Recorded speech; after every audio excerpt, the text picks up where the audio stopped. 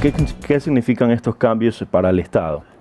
Bien, en primer lugar, creo que es una reacción natural al resultado del día domingo. En primer lugar, hay que destacar que el presidente ha reconocido los resultados y creo que hay que empezar por una visión objetiva de lo jurídico.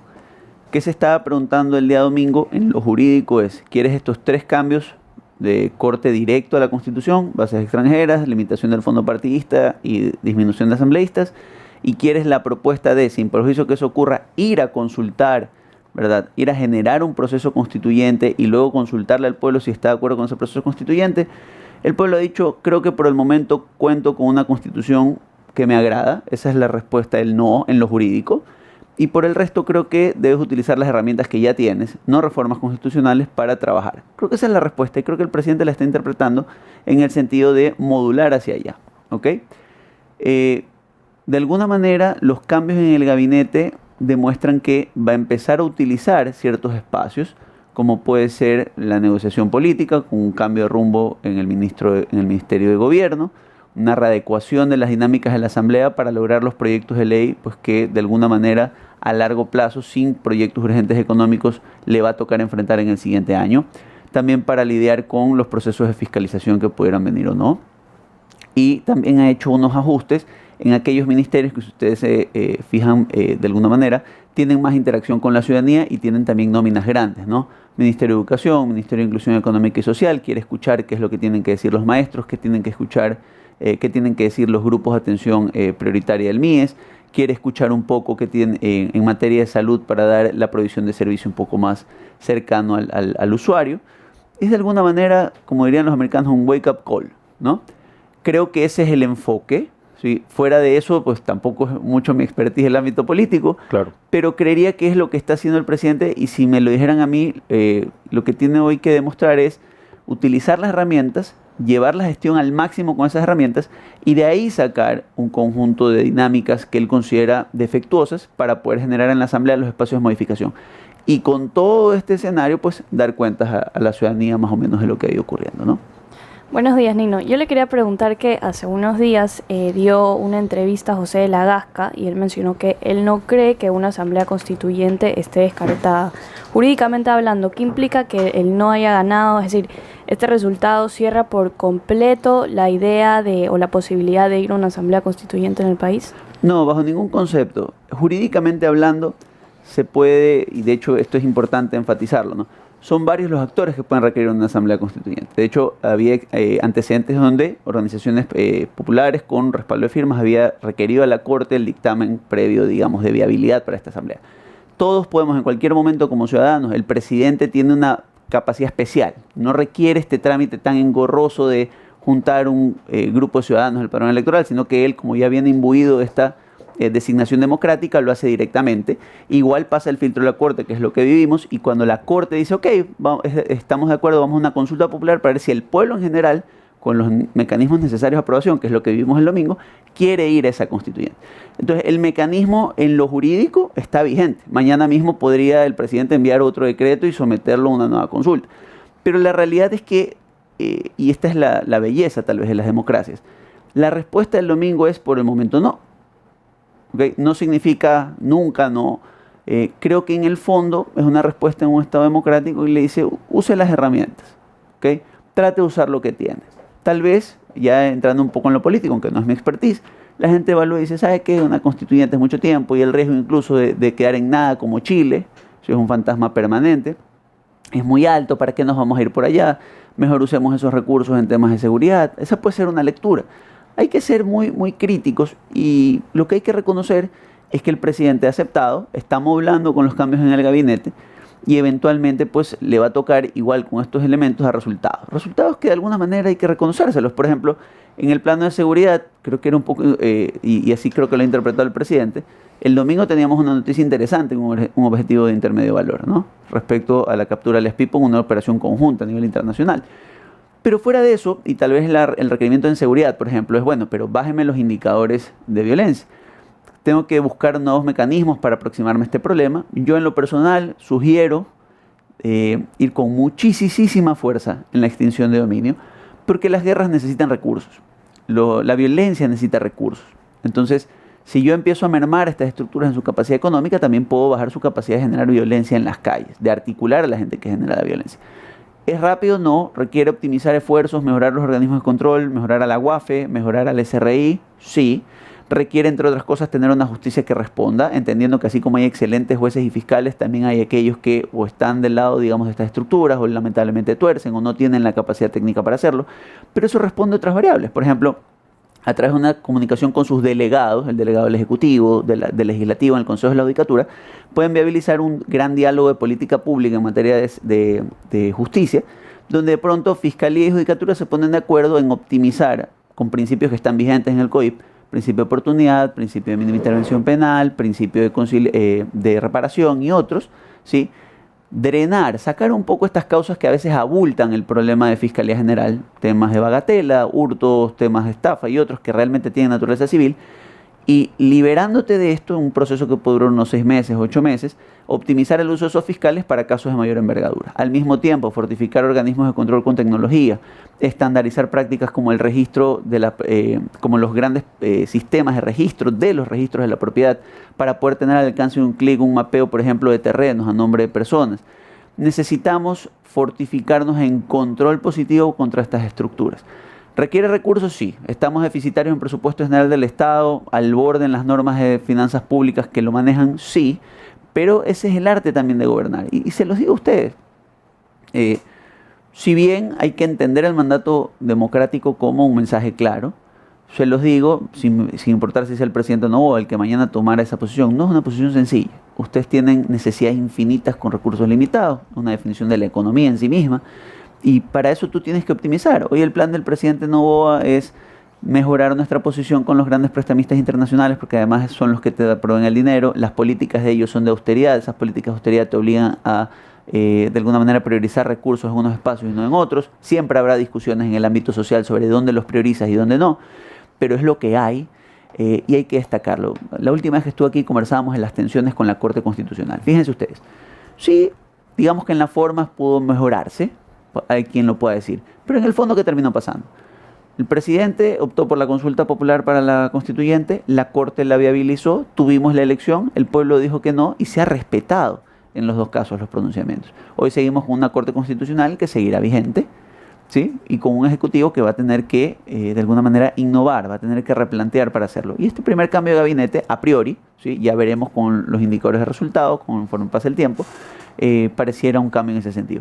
Creo que si hay dos temas importantes hoy en la agenda, de hecho uno de los ministerios responde a esto, es bajar las tensiones con los gremios, entender mejor cuál es la nueva aproximación de la política laboral, económica, generar consumo en las calles, porque eso es importante, la faceta de seguridad y económica van íntimamente ligadas. Si yo tengo una economía muy deprimida, a la larga el crimen organizado gana más porque genera una economía ilícita en paralelo que eso satisface las necesidades de esas personas. Y a nivel de MIES también entrar y penetrar en el tejido social, entender bien quiénes son las personas que están en una situación de vulnerabilidad importante y por ende son víctimas también de estas estructuras de delincuencia. Esperemos que sea el paso a una política integral y como yo lo veo, si ustedes me preguntaran a mí, no, que se equivocó porque la consulta fue muy pronto en lo político, yo creo que fue un momento adecuado. Le da una respuesta, si ustedes ven los indicadores de aprobación del presidente son más o menos los que lo pusieron en primera vuelta. La diferencia hoy es esa segunda vuelta que cambió en su dinámica electoral de cara a colocar una autoridad contra optar por una pregunta o no. Sí, y lo que tiene que hacer es, bueno, ¿cómo me mantengo en esta base? No es fácil, ese es el desgaste natural del gobierno. ¿Y cómo lo vuelvo a incrementar? Y para eso creo que lo que está exigiendo, la gran respuesta del no de este domingo es, vuélveme a mostrar gestión efectiva. Y es entendible, ¿verdad? El tipo de gestión importante que vimos el presidente, históricamente habrá que recordarlo, tuvo una reacción rápida a los atentados del año pasado en enero del 2024 y creo que están buscando eso, están buscando con lo que tienes, actúa, y creo que el presidente está interpretando ese mensaje y lo que está haciendo es modulando, ¿no? Al final del día, y esto hay que ser digamos muy humildes al decirlo, todo el mundo es general después de la guerra, ¿no? Y bueno, hay que enfrentar los procesos, modular y avanzar. Muy bien, bastante bien explicado. Abogado, hablemos ahora de alias Pipo. ¿Cuál es el camino legal de él? Ahora está en España, vendrá a Ecuador. ¿Qué sería lo mejor para el país? ¿O definitivamente podríamos estar hablando de una extradición a Estados Unidos? Bien, primero hay que entender un poquito la dinámica, ¿no? Esto es un operativo conjunto a nivel internacional. a nivel de delincuencia transnacional, particularmente en tráfico de drogas, tengo un lugar que produce, un lugar que acopia y un lugar que consume, ¿no? De hecho, esas dinámicas están cambiando. Por ejemplo, en España han desarticulado laboratorios que de alguna manera terminan de hacer el refinamiento del alcaloide. Están llevando mucha pasta de coca. He encontrado en regiones costeras españolas laboratorios, por ejemplo, para clorhidrato de cocaína. Entonces, estas dinámicas están cambiando. Están diciendo, por ejemplo, que ahora se contaminan los buques en alta mar y se deja la droga en alta mar para que sea recogida en puertos. O sea, ya no toda la droga está pasando por puertos. En estas dinámicas variopintas, este esfuerzo internacional fue, ok, aquí hay una red que se compone de personas jurídicas, personas naturales, y que aparentemente tiene en el eje o en el centro este ciudadano, Wilmer Chavarría, alias Pipo, que primero, importante, más o menos al estilo hollywoodesco, estaba dado por muerto aquí. O sea, estaba legalmente muerto en el Ecuador, tenía un cambio a través de cirugías en su rostro, en su fisionomía.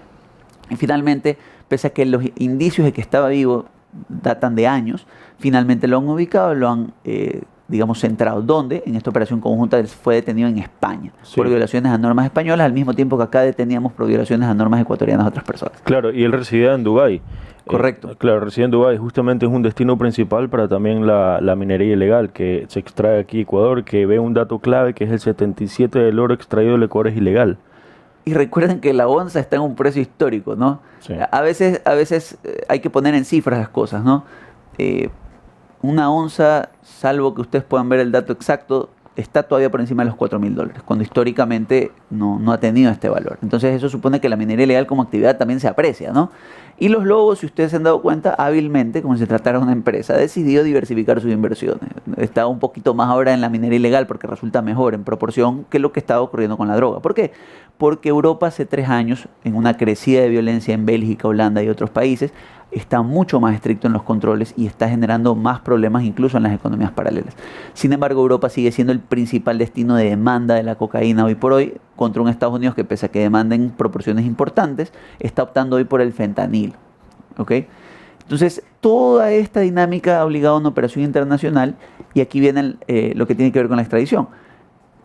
Los procesos que se inician en España lo van a someter a la justicia española, a Wilmer Chavarría.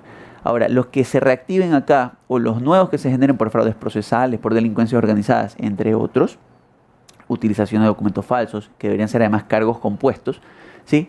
Estos van a generar que se requiera a Wilmer Chavarría o no en un determinado momento por parte de las autoridades ecuatorianas. Pero además, supongamos que parte de esas actividades, por ejemplo la provisión, el tráfico internacional de armas para las organizaciones locales se hizo desde Estados Unidos, como pasó con alias Fito. A lo mejor el gobierno americano, la justicia federal americana también dice, ¿sabe qué? Yo quiero alias Pipo para procesarlo por estas actividades, y es que logro indicios a partir de lo que le dicen las autoridades europeas en Estados Unidos. Ahí la respuesta es, hay que ver solicitud por solicitud de extradición, sea de Ecuador o de Estados Unidos, suponiendo que existiera, ¿sí? A quién se lo entregan primero. ¿Ok? En ese lado para la extradición, pero en el tema de la minería ilegal, ¿cómo la combatimos? ¿Cuál es la mejor manera de combatirla? Es la misma lógica. Obviamente necesitamos también controles de la autoridad, ¿no? En la minería ilegal hay mucho de cómo generas el proceso, ¿no? Te llevas el material en bruto y te lo llevas a la frontera a procesarlo ilegalmente y lo sacas como oro propiamente, ¿sí? A través de canales internacionales o vías alternas. Entonces, donde tú tienes que pesquisar, en primer lugar, agencias de control, un catastro claro de dónde están no solo las estructuras mineras actuales legalmente conferidas a las personas, las concesiones, sino también dónde hay potenciales espacios de concesión que por X o Y razón podrían ser explotados por estas autoridades. Luego, generar un sistema de control sobre la cantidad de material pétreo que se está procesando y de material aurífero que se está procesando, ¿no? Claro. Generar una proyección, una estimación, generar mejores controles en frontera y, cómo no, entender cómo le regresa ese rédito a empresas locales, incluso si es por esquemas de lavado de activos, ¿no? Yo vendo el oro, pero tengo un negocio fachada. O sea, este arqueo se hace por coordinación del SRI, con la Agencia de Regulación Minero, con la UAFE, con la Superintendencia de Bancos y otros. ¿Por qué? Porque si hay una característica del oro que te va a generar mucho dinero y lo tienes que hacer regresar rápidamente. Que puede regresar por transferencias bancarias incluso internacionales, sí, pero esa transferencia bancaria internacional aquí va a tener un sustento económico. ¿Sí? ¿Por qué? Porque si alguien invierte o finge que invierte en un proceso, en una estructura inmobiliaria, un proyecto inmobiliario en el país, utilizando dinero extraído de la minería ilegal, cuando invierten en ese proceso, en ese proyecto inmobiliario acá, una de las características trascendentales es que a lo mejor, aun cuando invierte, venderle le resulta difícil o le vende a gente que trata de validar estas transacciones a nivel local. Entonces, en esta superarticulación junto a la policía para establecer, oye, por informes de inteligencia internacional, por información recabada por la policía española, sabemos que la persona que le hace las transacciones a nivel internacional, no es que el oro fue legalizado en Dubái o donde sea, es XY persona, revisa todas las transferencias que han sido enviadas a estos destinatarios, mira qué actividades tienen estos destinatarios, entonces ya vas por ellos por lavado de activos, por ejemplo. Si tú no atacas integralmente el problema, no solo por la actividad minera ilegal, sino también por los réditos, enriquecimiento ilícito, enriquecimiento privado no justificado, y cómo no, a través también del lavado de activos, a la larga te vas a quedar cojo. Es como tener un rompecabezas, pero varias piezas que faltan. Ahora, y en esto hay que ser muy claros, y esto es lo que a veces los tiempos políticos no se compadecen con los tiempos judiciales y lo que nuestra falta de institucionalidad genera también en el golpe a la justicia. Esta no va a ser una investigación de 2 días, de 1 semana. Yo les voy a poner un caso medio alejadón, pero interesante. Bob Menéndez, uno de los importantes senadores americanos, tuvo un caso de corrupción que involucraba una red de, digámoslo así, cruce de favores, de cohechos y otras cuestiones muy complejas, que le tomó, incluido un allanamiento e inicio de investigaciones al Departamento de Estado americano, casi 2 años hasta poderlo llevar a juicio. ¿Sí? Entonces, si nosotros vamos a exigir investigaciones veloces en temas tan complejos, ¿sí? Fíjense ustedes cuánto tiempo ha demorado este operativo conjunto que se generó, pues el resultado es, digámoslo así, no políticamente oportuno. ¿Okay? Y a veces lo que la gente busca es tener al preso rápido. El trabajo es ir golpeando la estructura en diferentes espacios. Posicionar la idea de que enriquecerse ilícitamente, de que fraudar tributariamente está mal, para que más personas se vean desincentivadas a participar de estas redes. Vamos a pensar en un empresario, ¿no? No está logrando el crédito regular y una persona se acerca a decirle, mira, aquí tienes este flujo, y dice, perfecto. Pero ¿qué pasa si ese flujo le cuesta el resto de su tranquilidad, darle a su familia, si no lo puede gozar? Yo voy a ser muy duro en esto, pero el ataque a las economías ilícitas en una sociedad donde la gente depende tanto de la ostentación o de la necesidad de un flujo, es tanto más efectiva que el derecho penal. Y ahí la extinción de dominio está vigente como institución. Hago un llamado a la Asamblea Nacional pues, para que inste, a través de la Comisión de Justicia, tanto a Fiscalía General del Estado como a Unidades Anticorrupción, a la UAFE y a otros actores de los que están involucrados en esta ley, a la Procuraduría General del Estado, para que ya se pongan un plan conjunto a trabajar rápidamente y la implemente. ¿Ya? La ley de extinción de dominio, sin la necesidad de agotar procesamientos penales y otro tipo de estándar probatorio, permite fácilmente al menos ir identificando bienes de estructuras o que la gente diga, ¿sabes qué? Me están investigando por esto. Mejor aquí no, mejor aquí no. Si yo no genero esta presencia a través de gestión, ¿sí? Difícilmente pues voy a lograr disuadir a estas personas de alejarse de una actividad que tiene miles de millones de dólares en una economía de más o menos 120.000 millones.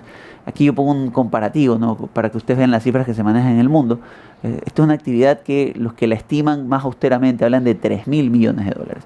Compárenla con el presupuesto general del Estado asignado a entidades como la Policía Nacional, ¿ya? O como las mismas Fuerzas Armadas. Ustedes se van a dar cuenta que es más o menos a la par, con la diferencia de que aquí hay que rendir cuentas, aquí hay que lograr la asignación presupuestaria, aquí hay que ejecutar de acuerdo al marco normativo. Las estructuras de delincuencia organizada operan casi que como entidades privadas por fuera, digamos, del espectro regulatorio. Bueno, yo le quería preguntar también que alias Pipo fingió su muerte. Entonces, ¿qué delitos adicionales se le pueden imputar por haber hecho esto? Bien, va a haber en algunos de los casos fraudes procesales, falsificación y uso de documento falso. Dependiendo también de las circunstancias, podríamos tener adulteración de identidad, suplantación de identidad. O sea, hay que ir viendo los contextos, ¿verdad? Y claro, cada uno de estos es un proceso en sí mismo, ¿no?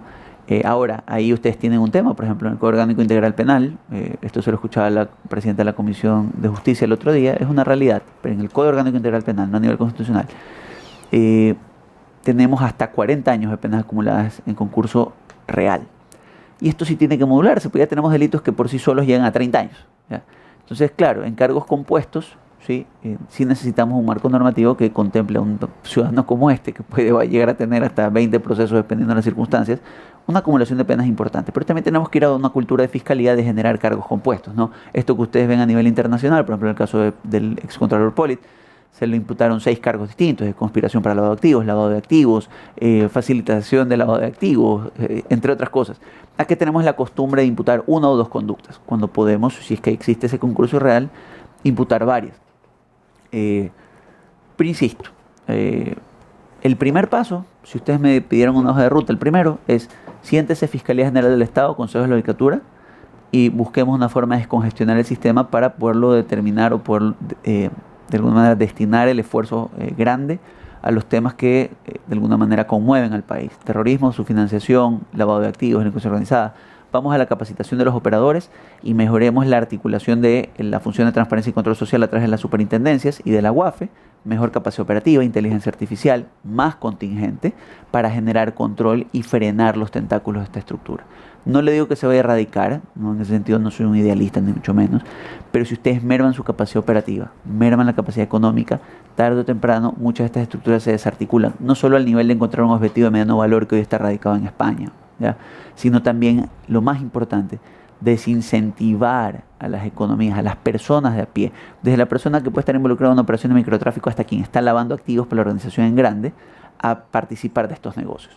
Si ustedes logran eso, aun cuando no se erradique, ¿sí?, al menos va a existir un reproche social general alrededor de este tema, ¿no? Y aquí también hay algo importante, el tipo fingió su muerte. ¿Quién le dio ese certificado de defunción? O sea, aquí hay toda una estructura, toda una mafia que no solamente es lo que él ha hecho de manera internacional, sino que también cómo siguió moviendo fichas aquí en el país. Abogado, yo sé que esto sale un poco, ¿no?, de la línea, pero una cárcel del encuentro suena bastante bien, pero ¿será suficiente? A ver, esa es una promesa de campaña del presidente, ¿no? En su momento, él habló de alguna manera, generar la división, terminar con el hacinamiento carcelario, es decir, tener una cantidad propicia de reos para cada centro, de tal manera que los guías puedan controlarlos en caso, como vimos lamentablemente varios años, incluido un hecho reciente que todavía necesitamos explicaciones de lo que ocurrió ahí, a escasos días incluso de la elección, respecto a las masacres carcelarias, los motines carcelarios. Claro, el hacinamiento es un cóctel molotov para un motín carcelario, porque tienes mucha gente, más de la necesaria, por guía penitenciaria. Esta segmentación, esta división, unos de mayor peligrosidad, otros de menor peligrosidad, nos permite poner un poco en orden la casa, tener un mejor control penitenciario, pero esto no solo depende de más cárceles, sino, por ejemplo, y esto es importante, el control tiene que darse en las periferias, y este es un control que va a depender de los gobiernos autónomos descentralizados también. De nada nos sirve que en las periferias de las cárceles empiecen a apostarse negocios informales, vendedores informales, casetas, propiedades en las que no se sabe qué ocurre. ¿Por qué? Porque de hecho hubo un operativo hace unos meses sobre esto, empiezan a apostar armas, empiezan a apostar mecanismos de comunicación con los que empiezan a romper otra vez las dinámicas carcelarias internas. Generar más cárceles supone también generar más contingente, más recursos para los guías, más recursos para su manutención, y hay que entender entonces que si nos vamos a centrar por un tiempo en eso, esos recursos van a salir de otros espacios. Entonces ahí viene, digamos, la alquimia, la magia de la administración pública, ¿no? Entender que un sistema carcelario depende tanto de la infraestructura física como de su mantenimiento. Y en ese sentido, si algo hay que destacar en el presidente Noboa, al menos lo que nos ha dicho, es que trata de tener un presupuesto, si se quiere, austero, para tratar de frentear esos gastos. Y ese no es un problema que le corresponde a él, es un problema que sufrieron el presidente Lasso, el presidente Moreno, incluso en su último periodo el presidente Correa. Entonces, ¿este sistema carcelario ayuda? Ayuda. Pero ¿de qué tiene que ir de la mano? De algo sencillo. Tenemos que entender que hay cierto tipo de delitos que le demandan un esfuerzo a Fiscalía, regreso al tema original, ¿sí?, que de alguna manera pueden ventilarse en otras opciones. Podemos reevaluar si ciertos tipos penales pueden ser tomados como justicia contravencional. Podemos tomar si ciertos tipos penales de orden, digamos, económico o delitos de cuello blanco pueden tener sanciones sin que necesariamente las personas tengan que atravesar la prisión. ¿Para qué? Para lograr sentencias, lograr recaudación, lograr precedentes, pero evitando que estas personas mañana se mezclen con, digamos, delincuentes de alta peligrosidad. Y cómo no, empezar a discutir cada vez con más mesura, ¿sí?, un régimen especial para cierto tipo de delitos, ¿no? Tal vez el país, más allá que la Corte de Constitucionalidad, que sí o que no, está listo para entrar a ver la prisión preventiva como un mecanismo que tenga colateralmente una dinámica de seguridad. A lo mejor dice la Corte de plano, no, la prisión preventiva no tiene un concepto de seguridad, o sea, de mantener fuera de circulación a ciertos delincuentes en beneficio de la seguridad. No, la Corte Interamericana dice que es de última ratio, bueno, lo tendrá que decir la Corte en ese momento y tendremos que modular, tendremos que ver entonces si lo que corresponde es regresar a plantear en una ley ordinaria que no sea atacada por la forma, me refiero a una ley de solidaridad 2.0, un régimen especial de conflicto armado interno, volver sobre esas aristas, sobre todo en la actividad minera que tiene que ver con grupos subversivos, grupos que están en frontera, que hacen guerrilla. Entonces, todas estas discusiones va a tocar ir por la vía ordinaria legislativa, ese va a ser uno de los foros importantes, pero en la gestión tenemos cosas que podemos hacer. ¿Ya? Como yo lo veo, vamos a ir puliendo con un cincel algunas cosas para eventualmente a lo mejor en 2, 5, 7 años, tal vez volver a tocar el tema de la constituyente si es que no funcionó, y si funcionó en buena hora por el país, y lo que vamos a tener es un gobierno que va a lograr mejorar sus indicadores, para institucionalmente, y para el que venga mañana, porque yo sé, a veces en la lucha política no se dan cuenta los partidos, o los actores, que si ellos siguen de alguna manera impulsando el concepto de la falla sobre la base de lograr mañana cooptar el espacio de poder, igual van a heredar de alguna u otra manera los mismos problemas que no están contribuyendo a solucionar hoy. Entonces, ese tipo de transiciones de 1 a 0, de suma 0 en la teoría de juegos, generalmente no van a trascender.